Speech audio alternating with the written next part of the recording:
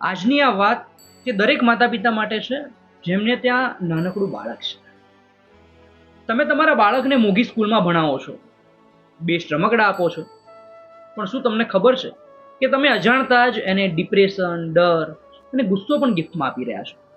હા, જ્યારે તમે તમારા પાર્ટનર સાથે બાળકની સામે મોટેથી ઝઘડો છો, મારપીટ કરો છો, ત્યારે તમે માત્ર એ બહેસ નથી જીતી રહ્યા, તમારા એ માસૂમ બાળકના મનનો જે આત્મવિશ્વાસ છે ને તેને તમે હારી રહ્યા છો. એક વાત છે, એક ઘરમાં 7 વર્ષનો આરવ નામનો બાળક રહે.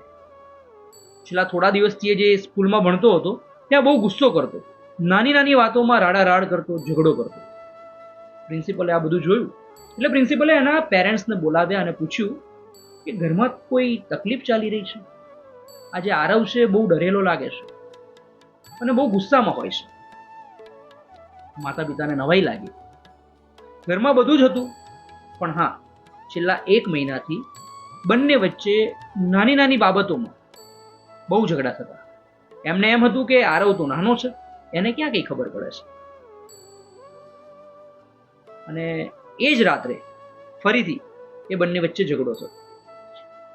આરવના પપ્પાએ જે કાચનો ગ્લાસ પડ્યો હતો એ ઉઠાવી અને ગુસ્સામાં પછાડ્યો અને કાચ તૂટ્યો. એ જ્યારે તૂટ્યો એ જ સમયે એના પિતાની નજર દરવાજાની જે તિરાડ છે એની અંદર જાય છે, એના ઉપર પડે છે.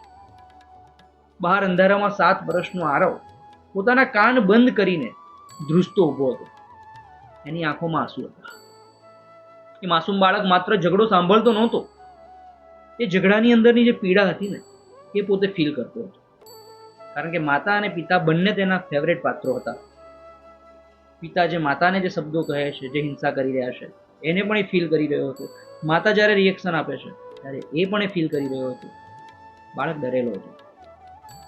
એ જે ઘરમાં જોતો હતો એ જ શીખતો હતો અને પછી એનું અનુકરણ એ સ્કૂલમાં જઈને કરતો.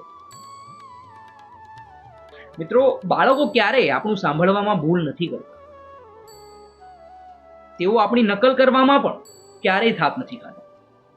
તમારું બાળક કોઈ મેમરી કાર્ડ નથી કે તમે ધારો એટલું જ એના મગજની અંદર તમે સ્ટોર કરો, પરંતુ તમારું બાળક એ લાઈવ કેમેરો છે જે તમારી દરેક ચીજ, તમારો દરેક ગુસ્સો, તમારા તરફથી થયેલી નાનામાં નાની હિંસા એના કોમળ મગજની ઉપર, મન ઉપર કાયમી એક કાળો ડાઘો બનીને સ્ટોર કરે છે. એટલે જ બાળકને વૈભવ આપો કે ન આપો, પરંતુ ઘરમાં શાંતિ અને પ્રેમનું વાતાવરણ ચોક્કસથી આપજો. હું છું વિષ્ણુ જોશી.